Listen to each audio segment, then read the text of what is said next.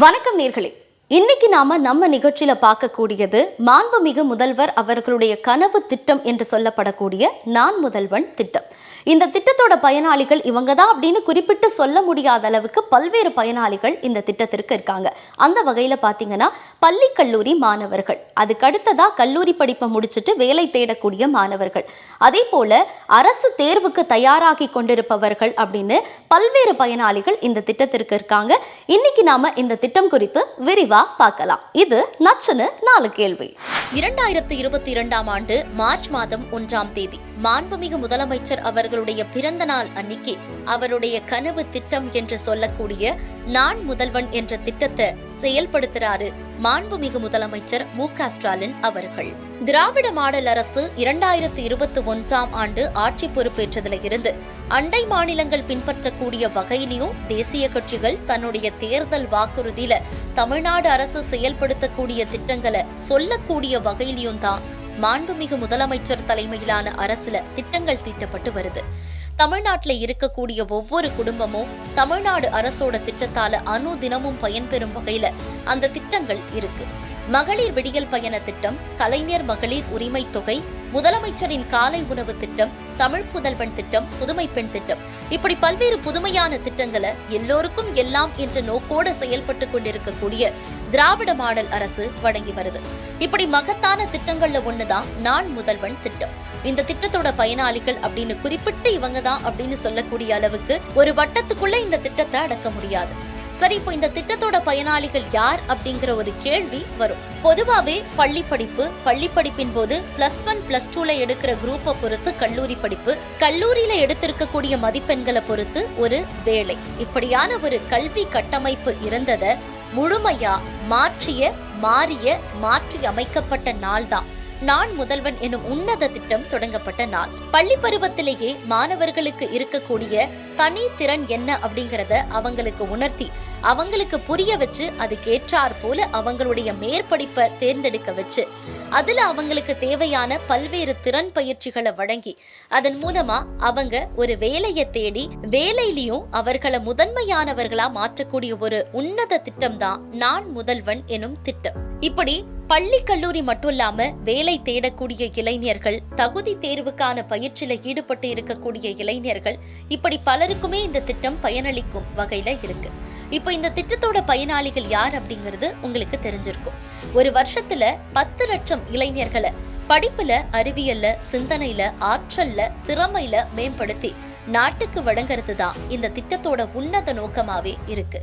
மாண்புமிகு முதல்வரோட நேரடி கண்காணிப்புல சிறப்பு திட்ட செயலாக்கத்துறை நான் முதல்வன் திட்டத்தை ஒருங்கிணைக்குது. மாவட்டங்கள்ல பொறுத்த வரைக்கும் மாவட்ட ஆட்சியர் தலைமையிலான குழு இந்த திட்டத்தை செயல்படுத்தும்.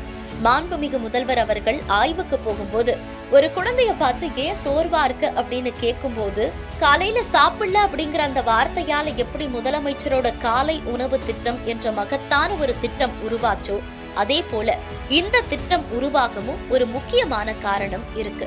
தமிழ்நாட்டுல இருக்கக்கூடிய இளைஞர்களை பொறுத்த வரைக்கும் பள்ளி கல்வியை முடிச்சு கல்லூரியில பட்டம் வாங்குற வரைக்கும் சரி, அதுக்கப்புறமா வேலை அப்படிங்கிறது எல்லாருக்கும் கிடைக்கக்கூடிய ஒரு சூழ்நிலை என்பது இருப்பது கிடையாது. அதுக்கான காரணத்தை ஆராய்ந்து பார்த்தா வேலைக்கேற்ற தகுதி அப்படிங்கிறது இளைஞர்கள் மத்தியில ஒரு குறையாகவே இருக்கு. இந்த குறையை நிவர்த்தி செய்வதற்காக உருவாக்கப்பட்டதுதான் நான் முதல்வன் எனும் முத்தான திட்டம். நான் முதல்வன் என்பதோடு மட்டும் இல்லாம இந்த திட்டத்துக்கான பெயர்ல ஒரு சப்டைட்டிலும் வச்சிருக்காரு மாண்புமிகு முதலமைச்சர் அவர்கள். உலகை வெல்லும் இளைய தமிழகம். இந்த திட்டத்தை மாண்புமிகு முதல்வர் அவர்கள் துவக்கி வைக்கும் போது ஆயிரக்கணக்கான மாணவர்கள் மத்தியில உரையாற்றினார். அப்போ இந்தியாவில இருக்கக்கூடிய உயர்கல்வி நிறுவனங்கள்ல 33 விழுக்காடு இடங்கள் தமிழ்நாட்டுல இருக்கு அப்படின்னு சொல்லி பெருமைப்பட்டுக்கிறோம். ஆனா இன்னொரு பக்கம் திறமை குறைவு பற்றியும் கவலைப்பட வேண்டிய சூழ்நிலை இருக்கு. பள்ளிக்கூடங்களே இல்லாத கிராமமே இல்லை அப்படின்னு நாம பெருமைப்பட்டுக்கிறோம். ஆனா அதே நேரத்துல அப்படி கற்பவர்களுக்கு தனி திறன்கள் இல்லை என்பது பற்றியும் கவலைப்பட வேண்டியவர்களா நாம இருக்கோம். இந்தியாவை பார்த்து உலக நாடுகள் பயப்படுறாங்க. இந்தியாவில இருக்கக்கூடிய ஆயுதங்களை பார்த்து பயப்படல, இந்தியாவில இருக்கக்கூடிய இளைய சக்தியோட எண்ணிக்கைய பார்த்து பயப்படக்கூடிய பெருமைய நாம பெற்றிருக்கோம். ஆனா இந்த இளைய சக்தி முழுமையான திறமை கொண்டதா இருக்கா அப்படின்னு கேட்டா இல்ல அப்படிங்கறத சொல்லித்தான் ஆகணும் அப்படின்னு மாணவர்கள் நலனில் அக்கறை கொண்ட ஒரு ஆசானோட அறிவுரையா மாண்புமிகு முதல்வர் அவர்கள் பேசியிருந்தார். தொடர்ந்து பேசிய முதலமைச்சர் அவர்கள், இப்படி இருக்கே அப்படின்னு குறை சொல்றதால மட்டும் பயன் கிடையாது, அவங்களுடைய குறைகளை நிவர்த்தி செய்து நிறைவுடைய மனிதர்களாக மாற்றுவதற்கான முயற்சிகள்ல ஈடுபடுறோம். அதுக்காக உருவாக்கப்பட்டதுதான் இந்த நான் முதல்வன் திட்டம். அதுக்காகத்தான் நான் முதல்வன் என்ற அந்த பெயரையும் சூட்டி இருக்கோம். நான் முதல்வன், நான் முதல்வன் அப்படின்னு சொல்லி பாருங்க. உங்களுக்குள்ள ஒரு சக்தி, உங்களுக்குள்ள ஒரு நம்பிக்கை, உங்களுக்குள்ள ஒரு தைரியம் பிறக்கும் அப்படின்னு மாணவர்களை ஊக்கப்படுத்தி இந்த திட்டத்தை அறிமுகப்படுத்தின உடனே மாண்புமிகு முதல்வர் அவர்கள் உரையாற்றினார். இந்த நான் முதல்வன் திட்டம் என்பது மாணவர்களை தகுதிப்படுத்தக்கூடிய ஒரு திட்டமாகவும், இளைஞர்களை உயர்த்தக்கூடிய ஒரு திட்டமாகவும், உலகில் இருக்கக்கூடிய மற்ற நாட்டு மாணவர்களை விட தரமும் தகுதியும் குறைந்தவர்கள் கிடையாது அப்படிங்கறத காட்டக்கூடிய ஒரு திட்டமாகவும் இந்த திட்டம் இருக்கு. மாணவர்கள் அடுத்து என்ன படிக்கலாம், எங்க படிக்கலாம், எப்படி படிக்கலாம், தமிழ்ல தனித்திறன் பெற சிறப்பு பயிற்சி, அதே போல ஆங்கிலத்துல எழுதுறதுக்கோ சரளமா பேசுறதுக்கும் நேர்முக தேர்வுக்கு தயாராவதற்கான பயிற்சிகள், அதீத வளர்ச்சி அடைந்து வரக்கூடிய தொழில்நுட்ப வளர்ச்சிக்கு ஏற்றார் போல பள்ளி மாணவர்களுக்கு கோடிங், ரோபோட்டிக்ஸ் பயிற்சிகள், தலை சிறந்த சாதனையாளர்களை கொண்டு கோடை சிறப்பு வகுப்புகள், மனநல மருத்துவர்கள், உடல்நல மருத்துவர்களை கொண்டு திடமான உணவு வகைகளை உட்கொள்வது குறித்த ஆலோசனைகள், நடை, உடை, நாகரிகம் குறித்த பயிற்சிகள், தமிழ் பண்பாடு, மரபு குறித்த விழிப்புணர்வு, இப்படி இந்த பயிற்சிகள் எல்லாத்தையுமே தலை சிறந்த பயிற்சியாளர்களை கொண்டு நேரடியாவோ இணையதளம் வழியாகவோ மாவட்டங்கள் தோறுமே மிக சிறப்பான பயிற்சிகளை இந்த திட்டத்தின் மூலமா வழங்கப்பட்டு வருது. பள்ளிகளை பொறுத்த வரைக்கும் இந்த திட்டம் செயல்படக்கூடிய விதம் அப்படின்னு பார்த்தா, ஒவ்வொரு பள்ளியிலுமே வழிகாட்டி ஆலோசனை மையம் உருவாக்கப்படுது. இதுக்காகவே தனியா கலை திட்டம் மற்றும் பாடத்திட்டம் உருவாக்கப்பட்டு 9ல இருந்து 12ஆம் வகுப்பு வரைக்கும் பயிலக்கூடிய மாணவர்களுக்கு வகுப்புகள் நடத்தப்படுது. கல்லூரி மாணவ மாணவிகளுக்கு வெளிநாட்டுல வேலை வாய்ப்பு உறுதி செய்ய அவங்க விருப்பத்துக்கு ஏற்றார் போல அயல்நாட்டு மொழிகள் கற்றுத்தருவதற்கும் இந்த திட்டம் வழிவகை செய்து. இவ்வளவு நேரம் இந்த திட்டம் எப்படி செயல்படுது, இந்த திட்டத்தால பயனடையக்கூடியவர்கள் யார் யார் அப்படிங்கறத பார்த்தோம். இந்த திட்டத்தால நிகழக்கூடிய மாற்றங்கள் என்ன அப்படிங்கறதையும் பார்க்கலாம். இந்த திட்டம் செயல்படுத்தப்படுவதன் மூலமா அரசினர் தொழிற்பயிற்சி நிலையங்கள் இண்டஸ்ட்ரி 4.0 தரத்துக்கு உயர்த்தப்படும். மாணவ மாணவிகள் தகுதி மற்றும் ஆர்வத்துக்கு ஏற்ப தலை சிறந்த நிறுவனங்கள், புகழ்பெற்ற பல்கலைக்கழகங்கள், திறன் மேம்பாட்டு நிறுவனங்களோட சேர்க்கையும் இந்த தொடர் பயிற்சி மூலமா உறுதி செய்யப்படும். தமிழ்நாடு அரசு துறை மற்றும் நிறுவனங்கள்ல வேலை வாய்ப்பு, ஒன்றிய அரசோட வேலை வாய்ப்புகள், பிற மாநிலங்கள்ல வேலை வாய்ப்புகள் இந்த திட்டத்தின் அறிவிப்புகளா வெளியிடப்பட்டு அதுக்கான பயிற்சிகளும் ஒருங்கிணைக்கப்படும். இதன் மூலமா இந்தியாவில் இருக்கக்கூடிய பல்வேறு மாநிலங்கள்ல வேலை வாய்ப்புகளை தமிழ்நாட்டு மாணவர்கள் பெற முடியும். இப்படி இந்த திட்டத்தின் மூலமா பயிற்சி பெற்ற பயனாளிகள் வேலை வாய்ப்பு பெறுவது மட்டும் இல்லாம அந்த வேலையில அவங்க தொடர்வதையும் தொடர்ந்து கண்காணிக்கப்பட்டு ஒருங்கிணைந்த வேலை வாய்ப்பு முகாம்களுடைய தேவைகள் அடிப்படையில நடத்தப்படும். இப்படி இளைஞர்கள் மீது அக்கறை கொண்டு துவக்கப்பட்ட நான் முதல்வன் திட்டத்தை மிக சிறப்பா தனக்கே உரிய பாணியில வெற்றி திட்டமா செயல்படுத்திட்டு வராரு மாண்புமிகு துணை முதலமைச்சர் உதயநிதி ஸ்டாலின் அவர்கள். இந்த நான் முதல்வன் திட்டத்தின் மூலமா 31 கோடி ரூபாய் மதிப்பீட்டுல 29 அரசு பொறியியல் கல்லூரிகள்ல அமைக்கப்பட்ட திறன் மற்றும் வேலை வாய்ப்பு மையங்களை துணை முதலமைச்சர் அவர்கள் திறந்து வச்சு சிறப்பித்தாரு. அப்போ இதுவரைக்கும் நான் முதல்வன் திட்டம் மூலமா 30 லட்சம் பேரோட வாழ்க்கையில ஒளியேற்றப்பட்டு இருக்கு.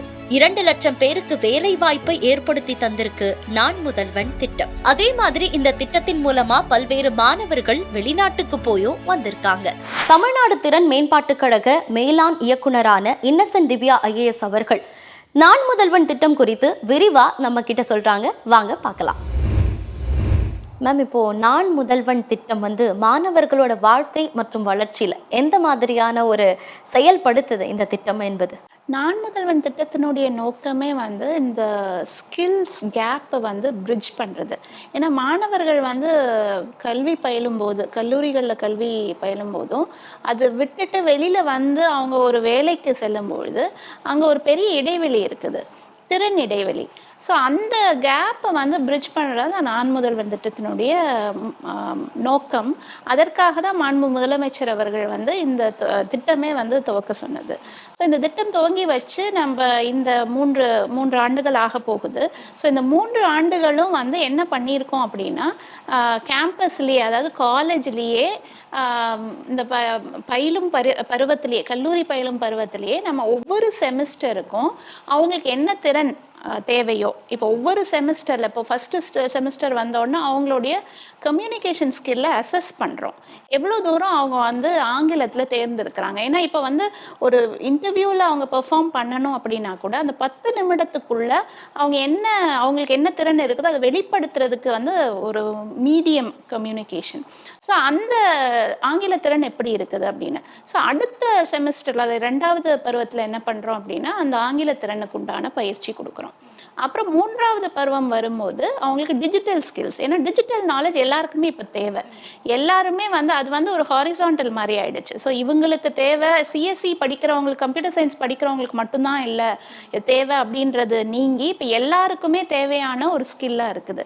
ஸோ டிஜிட்டல் ஸ்கில்ஸ் கொடுக்குறோம். ஸோ அதில் வந்து ஒரு ப்ரெசன்டேஷன் எப்படி பண்ணணும், சும்மா ஒரு டேட்டா அனாலிசிஸ். ஏன்னா ப்ரிலிமினரியாகவே நம்ம வந்து நிறைய டேட்டா வந்து ஜெனரேட் பண்ணிகிட்டே இருக்கோம். ஸோ எல்லாருக்குமே தேவையான நாலேஜ் வந்து ஒரு டேட்டாவை அனலைஸ் பண்ணுறது எப்படி, அதில் இருந்து வந்து டேட்டா பாயிண்ட்ஸில் இருந்து நம்ம என்ன கற்றுக்குறோம் அப்படின்றது ஒரு ப்ரிடிக்டிவாகவும் அனலைஸ் பண்ணுறதுக்காகவும், ஒரு பேசிக்காக வந்து ட்ரெண்ட் அனலைஸ் பண்ணுறதுக்கும் தேவையான ஸ்கில். அப்புறம் அடுத்த பருவத்தில் என்ன பண்ணுறோம், அடுத்த பருவத்தில் இருந்து, அதாவது 4th செமிஸ்டர்லேருந்து என்ன பண்ணுறோம் அப்படின்னா, அவங்களுக்கு எந்த டொமைன் படிக்கிறாங்களோ அதற்கு ஏற்ற திறன். இதில் 2 வகையான திறன்கள் கொடுக்குறோம். ஒன்று கிராஸ் ஃபங்க்ஷனல் ஸ்கில்ஸ் அப்படின்னு சொல்கிறோம். கிராஸ் ஃபங்க்ஷனல் அப்படின்னா எப்படின்னா, இவங்களுக்கு வந்து இப்போ பிளாக் செயின் எடுத்துக்கோங்க, இல்லை ஆர்டிஃபிஷியல் இன்டெலிஜென்ஸ், இது எல்லாருக்கும் தெரிய வேண்டிய ஒரு எமர்ஜிங் டெக்னாலஜி. அப்போது ஒரு எலக்ட்ரிக்கல் இன்ஜினியரிங் படித்தாலும் சரி, இல்லை ஒரு பிஎஸ்சி பாட்டனி படித்தாலும் சரி, அவங்களுக்கு தேவையான ஒரு ஸ்கில் செட். இதை தான் கிராஸ் ஃபங்க்ஷனல்னு சொல்கிறோம். இதுவும் வழங்குகிறோம். அது போக வந்து ஒரு திறன் டெக்னாலஜி ஸ்டாக் அப்படின்னு சொல்கிறோம். அதாவது இப்போ ஒரு cloud specialist for example. So வெளியில் வரும்போதே நான் வந்து ஒரு ஐடி இன்ஜினியர், ஒரு பிடெக் படிச்சுட்டு இருக்கிறேன் அப்படின்னு ஒரு இன்ஜினியர்னு சொல்லாமல், அவங்க என்ன திறன் கற்றுக்கிட்டாங்களோ அதில் ஸ்பெஷலைஸ் ஆகி, நான் ஒரு சைபர் செக்யூரிட்டி ஸ்பெஷலிஸ்ட், நான் ஒரு கிளவுட் ஸ்பெஷலிஸ்ட், நான் ஒரு இவி வெஹிக்கலில் ஸ்பெஷலிஸ்ட், இந்த மாதிரியான டெக்னாலஜி ஸ்டாக் அப்படி சொல்கிறோம். ஸோ இது வந்து ஒரு அடிப்படை, அதாவது ஃபண்டமெண்டல், இன்டர்மீடியட், அட்வான்ஸ்டு, இந்த 3 வகையிலையுமே ஒவ்வொரு செமிஸ்டரில் அதை இன்பில்ட் பண்ணி கொடுக்குறோம். ஸோ 2 வகையாகவும் கொடுக்குறோம். So cross functional skills plus technical skills ரெண்டுமே கொடுக்குறோம். எதை எடுத்துக்கிறாங்களோ மாணவர்கள் அதை எடுத்து பயிலலாம். ஆனால் இது என்ன, இதுக்கு உண்டான இது படிச்சுட்டு முடிக்கும் போது என்ன ஆகுது அப்படின்னா, அவங்களுக்கு இந்த வேர்ல்ட் ஆஃப் ஒர்க் எப்படி நடக்குது, எப்படி செயல்படுது, இதை வந்து எப்படி அணுகணும் அப்படின்ற ஒரு ஃபுல் நாலேஜோட காலேஜை விட்டு வெளியில் வராங்க. அப்போ அதை வந்து தனியாக வந்து அவங்களுக்கு ஒரு ஷாக் இல்லை. அந்த இண்டஸ்ட்ரிக்குள்ளே போகும்போது they already know what is happening in the industry. They have already been acclimatized, they have already been acquainted. என்னெல்லாம் நடக்குது, இண்டஸ்ட்ரியில் என்ன தேவை இருக்குது, என்னெல்லாம் வந்து அங்கே திறன்கள் தேவை அப்படின்றதெல்லாம் வந்து இங்கே பயம் இல்லாம அவங்கள வந்து அவங்க அடுத்த நிலைக்கு போகிறதுக்கு இது உதவுது. ஸோ எம்ப்ளாயபிளா ஒவ்வொரு மாணவரும் எம்ப்ளாயபிளா ஆக்கணும் அப்படின்றத மாண்பு முதலமைச்சருடைய நோக்கம். இப்போ மாண்பு துணை முதலமைச்சர் இதை லீட் பண்ணிட்டு இருக்காங்க. எங்களுக்கு நிறைய கைடன்ஸ் இந்த அஸ்பெக்ட்ல தான் கொடுத்துட்டு இருக்காங்க. இந்த திட்டத்தை பொறுத்த வரைக்கும் பல துறைகளை ஒன்றிணைச்ச ஒரு திட்டமா இது இருக்கு. அப்படி இருக்கும்போது ஒரு துறை அப்படின்னும் போதே அது ஒரு சவாலான விஷயம். பல துறைகள் அப்படின்னும் போது எவ்வளவு சவாலா இருக்கு மேம் இதை ஹேண்டில் பண்றதுக்கு? இது மிகப்பெரிய சவால். ஆனா மிக எளிதாக வந்து பண்ண முடிகிற காரணமே வந்து மாண்பு முதலமைச்சர் மற்றும் மாண்பு துணை முதலமைச்சர் அவர்களுடைய ஈடுபாடு இதுல.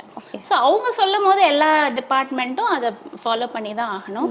நமக்கு இது வரைக்கும் நம்மளோட chief secretary and finance secretary 2 பேரும் தான் வந்து இதை லீட் பண்ணாங்க. இந்த ப்ரோக்ராமை லீட் பண்ணது அவங்க தான். அவங்களுடைய அவங்களுடைய கைடன்ஸ், அவங்களுடைய இதுபடி தான், கவுன்சில் படி தான் இந்த ப்ரோக்ராமே இவ்வளோ தூரம் டெவலப் ஆயிருக்குது.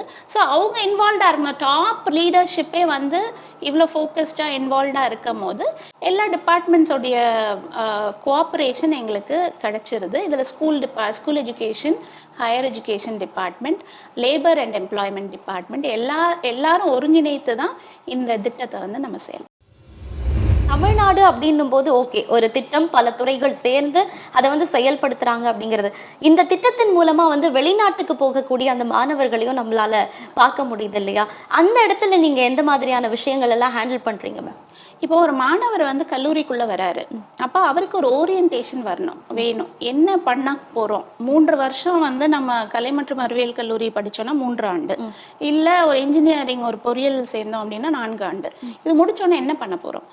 முடிச்சப்பறம் பார்த்துக்கலான்றது வேற. பட் ஃபர்ஸ்ட் இயர்ல வந்த உடனே நான் என்ன பண்ண போறேன்ற ஒரு ஓரியன்டேஷன் கொடுக்கணும்னு நாங்கள் 4 கெரியர் ட்ராக்ஸ் வச்சிருக்கோம். ஒன்று வந்து அவங்க பிளேஸ்மெண்ட்டுக்கு ப்ரிப்பேர் ஆக போகிறாங்களா, ஏன்னா ஃபைனல் இயரில் நம்ம பிளேஸ்மெண்ட் சர்வீசஸ் கொடுக்குறோம். ஸோ அதுக்கு ப்ரிப்பேர் ஆகிறாங்களா, இல்லை ஹையர் எஜுகேஷன், நிறைய பேர் வந்து பிஜி பண்ணணும் அப்படின்னு நினைப்பாங்க, இல்லை அப்ராட் எங்கேயும் போகணும், அப்ராட் ஆப்பர்ச்சுனிட்டிஸ் எதுவும் பார்க்கணுன்றாங்களா, இல்லை ஒரு பிஸ்னஸ் ஆரம்பிக்கணுன்றாங்களா, இல்லைன்னா காம்படிட்டிவ் எக்ஸாம்ஸ், அதாவது ஒன்றிய அரசு வேலை வாய்ப்புகள், இல்லை நம்மளுடைய ஸ்டேட் கவர்மெண்ட்டோடைய வேலை வாய்ப்புகளுக்கோ அவங்க காம்படிட்டிவ் எக்ஸாம்ஸ் எழுதி அவங்க வந்து ப்ரிப்பேர் பண்ண போகிறாங்களா. இதுக்கு உண்டான கெரியர் ட்ராக்ஸ் வந்து நம்ம கொடுத்துட்றோம். ஸோ இதற்கு உண்டான மெட்டீரியல் நம்ம காலேஜில் இருக்கும் போதே அவங்களுக்கு நம்ம கொடுத்துட்டே வரோம். எவ்ரி செமிஸ்டரில் ஏதாவது ஒரு இன்புட் அவங்களுக்கு கிடைச்சிட்டே இருக்கு. ஸோ ஃபைனலாக வரும்போது பார்த்தீங்க அப்படின்னா இவங்க என்ன கெரியர் ட்ராக்ல போகிறாங்களோ அதுக்கு ஏற்ற மாதிரி அவங்க ப்ரிப்பேர் ஆயிடுறாங்க காலேஜில் இருக்கும் போதே. இதில் வந்து அப்ராட் ஆப்பர்ச்சுனிட்டிஸ், வேலைக்காகவோ இல்லை படிப்புக்காகவோ போகக்கூடியவங்களுக்கு நிறைய ஆப்பர்ச்சுனிட்டிஸ் இருக்குது. இப்போ நல்ல வசதியான மாணவர்கள், நல்ல ஒரு அர்பன் செட்டப்பில் இந்த மாதிரி சிட்டிஸில் வாழக்கூடிய மாணவர்களுக்கு வந்து நிறைய எக்ஸ்போஜர் இருக்குது. அவங்க நிறைய சிம்போசியம் நடக்குது, நிறைய செமினார்ஸ் அவங்க கலந்துக்கிற வாய்ப்பு இருக்குது. அப்புறம் நிறைய இங்கே கன்சல்டன்சி சர்வீசஸ் எல்லாமே இருக்கிறாங்க. பட் ஆனால் கிராமப்புறங்களில் இருக்கக்கூடிய மாணவர்களுக்கு அந்த மாதிரியான ஆப்பர்ச்சுனிட்டிஸ் இல்லை. அதனால ஸ்கவுட்னு ஒரு திட்டம் வந்து துவங்கி வச்சாங்க நம்ம மாண்புமிகு முதலமைச்சர் அவங்க. ஸோ அது வந்து ஸ்காலர்ஸ் ஃபார் அவுட்ஸ்டாண்டிங் டேலண்ட். இவங்களை வந்து நம்ம கண்டறிந்து, அதாவது ரூரல் ஏரியாஸில் இருக்கக்கூடிய நல்ல படிக்கக்கூடிய மாணவர்களை கண்டறிந்து அப்ராடில் இருக்கக்கூடிய யூனிவர்சிட்டிஸோட டைப் பண்ணி அவங்களுக்கு நம்ம ஃப்ளைட் சார்ஜஸ் மட்டும் கொடுத்துடுவோம். மற்றபடி அங்கே இருக்கக்கூடிய டியூஷன் ஃபீஸ் இது எல்லாமே வந்து சில நிறுவனங்கள் நம்மளுக்கு வந்து அதை சப்சிடைஸ் பண்ணுறாங்க. அதை நம்ம பே பண்ணுறதே இல்லை, ஃபுல்லாகவே free of cost. So only அவங்களோட ஃப்ளைட் சார்ஜஸ் மட்டும் கவர்மெண்ட்டே ஏற்றுக்குது. ஸோ அந்த மாதிரி 25 மாணவர்கள் டர்ஹாம் பல்கலைக்கழகத்துக்கு போனாங்க, யூகே போயிட்டு வந்தாங்க. அதில் 100 மாணவர்கள் பயின்றாங்க. அதில் 25 பேருக்கு மட்டும் போகிறதுக்கு உண்டான வாய்ப்பு கிடைச்சிச்சு. இப்போ ஜப்பானுக்கு சென்று 10 மாணவர்கள் வந்திருக்கிறாங்க. அவங்க தான் துணை முதலமைச்சர் அவர்களை சந்திச்சாங்க. ஸோ இது அடுத்த கட்டமாக நம்ம சவுத் கொரியா, தாய்வான், ஜெர்மனி, அப்புறம் இந்த மாதிரியான நாடுகளுக்கு வந்து ஸ்வீடன், இந்த மாதிரியான நாடுகளுக்கு வந்து நம்ம ஸ்டூடெண்ட்ஸை அனுப்பவிருக்கிறோம். இதெல்லாம் என்ன கொடுக்குது அப்படின்னா ஒரு இன்டர்நேஷ்னல் பெர்ஸ்பெக்டிவ். ஏன்னா கிராமப்புறத்துல இருந்து அவங்களுக்கு அதை யோசித்து கூட பார்த்துருக்க மாட்டாங்க, அவங்களுக்கு அவங்க கனவுல கூட எண்ணியிருக்க மாட்டாங்க. பட் இங்கே இருந்து அங்கே போகும்போது அவங்களுக்கு ஒரு டிஃப்ரெண்ட் பெர்ஸ்பெக்டிவ் கிடைக்குது. அங்கே எப்படி யூனிவர்சிட்டிஸில் சொல்லி கொடுக்குறாங்க, என்ன பெடகாகி இருக்கு, எந்த மாதிரியான ஸ்கில் செட்ஸ் எல்லாம் இன்னைக்கு தேவை, ஸோ இங்கே படிக்கிறதுக்கும் அங்கேக்கும் என்ன வித்தியாசம் அப்படின்றத கேட்டு தெரிஞ்சு வராங்க. வந்து என்ன ஆகுறாங்கன்னா இவங்கெல்லாம் பெரிய அம்பாசிடர்ஸாக மாறிடுறாங்க. ஸோ அவங்க மற்ற மாணவர்களுக்கு அதை சொல்லி புரிய வைக்கிறாங்க. ஸோ லேர்னிங்ன்றது வந்து ஒரு என்டையர் ஒரு பெர்ஸ்பெக்டிவே மாறுது அவங்களுக்கு. அது எப்படி ஒரு வெளிநாட்டில் படிக்கக்கூடிய யூனிவர்சிட்டியில் பயிலக்கூடிய மாணவர்கள் அவங்க ப்ரொஃபஸர்ஸ் எப்படி சொல்லி கொடுக்குறாங்க, எதுலலாம் ஃபோக்கஸ் இருக்குது. இன்னைக்கு கூட என்ன சொன்னாங்கன்னா ஒரு இன்டர் டிசிப்ளினரி அப்ரோச். இப்போ ஃபிசிக்ஸ்னால் ஃபிசிக்ஸ் மட்டும் இல்லை, ஃபிசிக்ஸ், கெமிஸ்ட்ரி, பயாலஜி மூன்றும் இணைந்து எப்படி ஒரு டிஸ்கவரி பண்ண முடியும், எப்படி வந்து ஒரு அப்ளிகேஷன் ஓரியன்டாக படிக்க முடியும், இது மாதிரியான பெர்ஸ்பெக்டிவ்ஸ் எல்லாம் ஸ்டூடெண்ட்ஸ்க்கு டெவலப் ஆகும். 10 மாணவர்கள் ஜப்பான் போனாங்க, 10 பேருமே பெண்களாக தான் இருந்தாங்க. ஸோ அந்த மாதிரி எல்லாருமே இப்போ டைவர்சிட்டி ஹையரிங்காக இருக்கட்டும், எந்த ஒரு இண்டஸ்ட்ரியாக இருந்தாலுமே வந்து பெண்களுக்கு உண்டான வாய்ப்புகள் வந்து இப்போ அதிகரிச்சிருக்கு. யார் வந்து கேட்டாலும் இப்போ இன்னைக்கு வந்து நம்ம 10th of January 10th of January நம்ம ஒரு ப்ராசஸ் ஆரம்பிக்கிறோம். அந்த பல்க் ஹையரிங் ப்ராசஸ் இன்ஃபோசிஸோ விப்ரோவோ ஹெச்சிஎல் டெக்கோ எல்லாருமே வந்து டைவர்சிட்டி ஹையரிங் வராங்க. டைவர்சிட்டி ஹையரிங்னா என்னன்னா பெண்கள் கேட்குறாங்க. ஓகே. ஸோ எல்லாத்துலேயுமே என்ன ஆகுதுன்னா அவங்க பெண்கள் வந்து வேலைக்கு சேர்ந்தாலும் அவங்க கல்யாணம் அப்படின்ற ஒரு பருவம் வந்த உடனே ட்ராப் ஆஃப் ஆயிடுறாங்க. ஒர்க்லேருந்து ஒரு பிரேக் எடுக்கிறாங்க, கெரியர்லேருந்து பிரேக் எடுக்கிறாங்க. அப்போ என்ன ஆகுது, அந்த பேலன்ஸ் இன் ஒர்க் ஃபோர்ஸ் வந்து மாறுது. அப்போ ஆண்கள் அதிகமாகவும் பெண்கள் குறைவாகவும் ஒரு ஒர்க் ஃபோர்ஸில் இருக்கும் போது இதை ரேம்ப் அப் பண்ணணும், பெண்களுடைய சதவீதத்தை வந்து அதிகரிக்கணும் அப்படின்ற நோக்கத்தில் இப்போ எல்லா கார்பரேட்ஸுமே இதில் இறங்கியிருக்காங்க. அதனால நிறைய பெண்களுக்கு உண்டான வாய்ப்புகள் வந்து இப்போ ரொம்ப அதிகரிச்சிருக்கு. ஸோ பெண்கள் படித்தவுடன் வேலை கிடைக்கக்கூடிய வாய்ப்புகள் அதிகமாகவே இருக்குது. பிளேஸ்மெண்ட் வாங்கின பல பேர் வந்து சொல்றது என்னன்னா, நான் படிச்சது வேற டிபார்ட்மெண்ட், பட் இந்த வேலை வந்து எனக்கு கிடைச்சிருக்கு, ஒரு நல்ல ஒரு சேலரியில எனக்கு இந்த வேலை கிடைச்சிருக்கு அப்படின்னு சொல்றாங்கல்ல மேம், அது எப்படி சாத்தியப்படுது? இப்போ பள்ளி கல்லூரி மாணவர்கள் அவங்கள தாண்டி இந்த நான் முதல்வன் திட்டம் வந்து வேற யாருக்கெல்லாம் மேம் பயனளிக்கும் வகையில இருக்கு? இப்போ இண்டஸ்ட்ரி என்ன பார்க்குறாங்க அப்படின்னா, ஒரு பேஷன் வேணும் அந்த லேர்னிங்க்கு. ஸோ அவங்க என்ன பார்க்குறது இல்லை அப்படின்னா, அவங்களுடைய டிகிரி என்ன. ஸோ அவங்களுக்கு பேசிக்காக ஆட்டிடியூட் வேணும். ஒன்று நல்ல ஆட்டிடியூடு, நான் எதுனாலும் கற்றுக்குவேன். ஏன்னா இன்னைக்கு நடக்கக்கூடிய மாற்றங்கள், பல்வேறு டெக்னாலஜியில் இருக்கக்கூடிய டிரான்ஸ்ஃபர்மேஷன் என்ன கால்ஃபர் பண்ணுது, என்ன வேண்டுது அப்படின்னா ஒரு மைண்ட் செட், ஒரு லேர்னிங் மைண்ட் செட் வேணும். ஸோ இன்னைக்கு வந்து ஒரு டெக்னாலஜி வந்து இன் வோக் இருக்கு, அதை நான் படிச்சுட்டேன், அதில் நான் சர்டிஃபை ஆயிட்டேன். ஆனால் அடுத்த 6 மாதங்கள்லையோ 1 வருடத்துக்குள்ளேயோ அது ஆப்சலீட் ஆகிட போகுது. அப்போ எனக்கு படிக்கிறதுக்கு உண்டான அந்த ஆர்வம் வேணும், நான் படிப்பேன், நான் மாறுவேன் என்ற சேஞ்ச் மைண்ட் செட் வேணும். ஏன்னா லைஃப் லாங்காக நான் லேர்னராகவே இருப்பேன்ற ஒரு ஆட்டிடியூட் வேணும். இதுதான் எல்லா இண்டஸ்ட்ரியுமே கேட்குறாங்க. ஸோ அந்த மாதிரி இருக்கக்கூடிய மாணவர்கள் படிச்சிருவாங்க. எது வந்து இப்போ மாறினாலும், டெக்னாலஜி மாறினாலும் அவங்க வந்து அந்த ஆர்வத்தில் வந்து அவங்களால கற்றுக்க முடியும். இதுதான் நான் முதல்வன் திட்டமும் அவங்களுக்கு உருவாக்குது.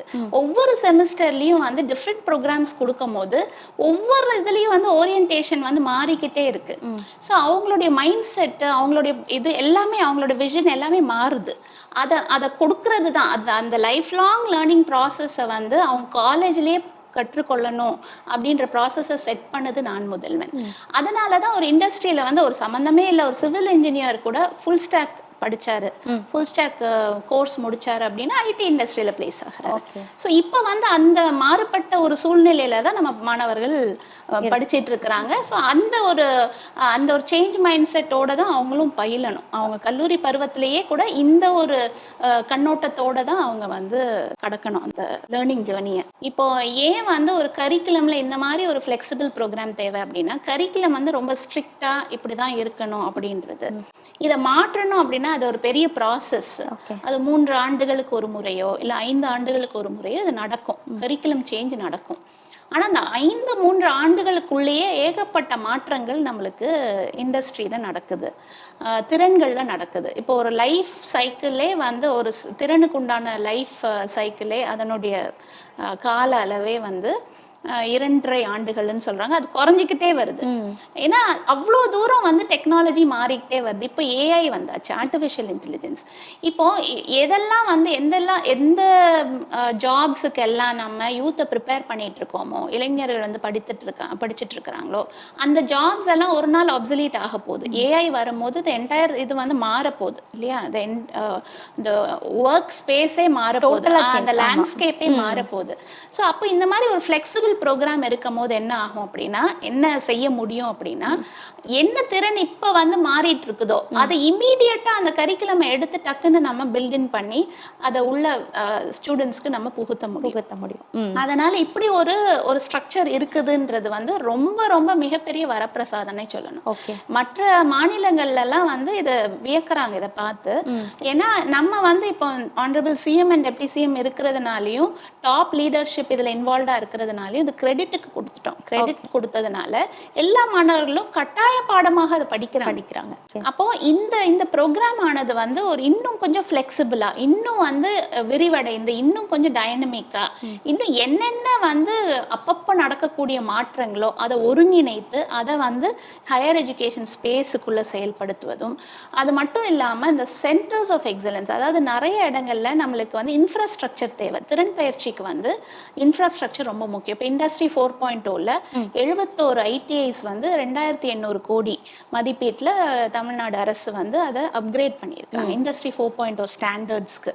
அப்போ இதெல்லாம் இன்ஃப்ராஸ்ட்ரக்சர் தேவைப்படுது. நிறைய இண்டஸ்ட்ரியில் என்ன இன்ஃப்ரா யூஸ் பண்ணுறாங்களோ அதை வச்சு நம்ம ட்ரெயின் பண்ணாதான் நாளைக்கு மாணவர்கள் வந்து அந்த இண்டஸ்ட்ரியில போய் ஒர்க் பண்ண முடியும், இல்லை அவங்களே ஒரு தொழில் முனைவோராக மாற முடியும். அப்போ அந்த இன்ஃப்ராஸ்ட்ரக்சர் எல்லாம் பில்ட் பண்ணிடலாம். அது பில்ட் பண்ணிட்டு அதில் ஸ்டூடெண்ட்ஸ் ட்ரெயின் ஆகிறதுக்கும் நம்ம ஒரு திட்டம் உருவாக்க வேண்டியிருக்கு.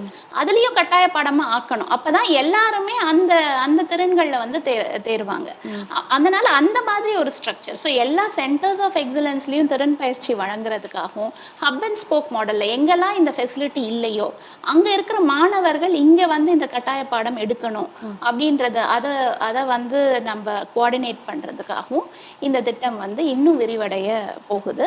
ஸோ இதுல வந்து நம்ம ஒரு ஸ்ட்ரக்சர்டாக கொண்டு போயிருக்கோம். இவ்வளோ நாளும் வந்து இந்த 4 ஆண்டுகளும் ஸ்ட்ரக்சர்டாக இன்னும் என்ன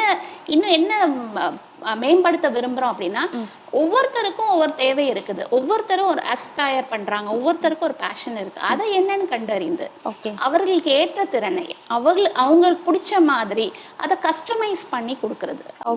அது இப்போதைக்கு இப்போ நம்மளால பண்ண முடியல, ஏன்னா ஸ்கேல் வந்து ரொம்ப ஹியூஜா இருக்கு.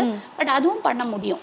கண்டிப்பாக ஒவ்வொரு மாணவரும் அவரோட தேவை என்ன அப்படின்றத கண்டறிந்து அவருக்கு தேவையான திறனை வந்து நம்ம அதை செலுத்தக்கூடிய வாய்ப்புகள் இருக்குது. பர்சனலைஸ்ட் லேர்னிங்னு சொல்லுவாங்க. ஸோ அந்த மாதிரி பர்சனலைஸ் பண்ண முடியும் ஸ்கில் கரிக்குலம். ஸோ அதை நோக்கி தான் அடுத்த பயணம் இருக்கும். இப்போ பள்ளியில் வந்து நம்ம கெரியர் கைடன்ஸ் கொடுக்குறோம். கல்லூரியில் படிக்கக்கூடிய அனைத்து மாணவர்களுக்கும் வந்து நம்ம இந்த திறன் பயிற்சி கொடுக்குறோம், பிளேஸ்மெண்ட் சர்வீசஸ் கொடுக்குறோம், இன்டர்ன்ஷிப்ஸ் கொடுக்குறோம், காம்படிட்டிவ் எக்ஸாம்ஸ்க்கு உண்டான ட்ரைனிங் கொடுக்குறோம், ஒலிம்பியாட் நடத்துகிறோம். இந்த மாதிரி பல்வேறு முயற்சிகள் பண்ணுறோம். அது மட்டும் இல்லாமல் இந்த நிரல் திருவிழான்னு ஒன்று ஆண்டர்பிரினர்ஷிப் டெவலப்மெண்ட்டுக்காக 6 மாதங்கள் ஒரு ப்ராஜெக்டில் ஒர்க் பண்ணாங்க அப்படின்னா அதற்கு உண்டான உதவியும் கொடுக்குறோம். அது போக அது நல்ல ப்ராஜெக்டா இருந்ததுன்னா அதை ஸ்டார்ட் அப்பா உருவாக்குறதுக்கு உண்டான முயற்சியும் பண்றோம். அந்த வகையில 43 ஸ்டார்ட் அப்ஸ் கடந்த ஆண்டு மட்டுமே உருவாயிருக்கு. ஸோ இது எல்லாமே கல்லூரி மற்றும் பள்ளிகளில் நம்ம செய்யக்கூடிய பணிகள். அது மட்டும் இல்லாமல் இப்போ நம்ம ஷார்ட் டேர்ம் திறன் பயிற்சி, அதாவது நான் முதல்வன் ஃபினிஷிங் ஸ்கூல் அப்படின்னு ஒன்று மாண்புமிகு துணை முதலமைச்சர் அவர்கள் வந்து துவங்க இருக்கிறாங்க. அது என்ன அப்படின்னா, நான் முதல்வன் இப்போ கேம்பஸில் இருக்கிறது மட்டும் நடந்துட்டு இருக்கு. இந்த நான் முதல்வனுடைய அதனுடைய இன்ஃப்ளூயன்ஸ் வந்து மற்ற மாணவர்களுக்கும், யார் பயின்று முடிச்சிருக்கிறாங்களோ, கிராஜுவேட்ஸாக இருப்பாங்க, இல்லை ட்ராப் அவுட்ஸாக இருப்பாங்க, ஸ்கூலில் வந்து 10th முடிச்சுட்டு 12th போகாமல் இருந்திருப்பாங்க, 12th முடிச்சுட்டு காலேஜ் போகாமல் இருந்திருப்பாங்க, இல்லை 5ஆம் கிளாஸ் படிச்சுட்டு ட்ராப் ஆஃப் ஆயிருப்பாங்க. இவங்க எல்லாருக்கும் ஏற்ற திறன்கள் அதை வழங்க இருக்கிறோம். அது கூடிய சீக்கிரத்திலேயே மாண்பு துணை முதலமைச்சர் அவர்கள் துவங்க இருக்கிறாங்க. ஸோ இது நான் முதல்வன் விரிவடைய போகுது. நிச்சயமா மேம், மிகப்பெரிய ஒரு கண்ணோட்டம் கொண்டதா இந்த நான் முதல்வன் திட்டம் அப்படிங்கிறது அமைஞ்சிருக்கு அப்படிங்கறத நீங்க சொல்லும் போது எங்களால புரிஞ்சிக்க முடியுது. நிகழ்ச்சியில கலந்துக்கிட்டதுக்கு ரொம்ப நன்றி. தேங்க்யூ.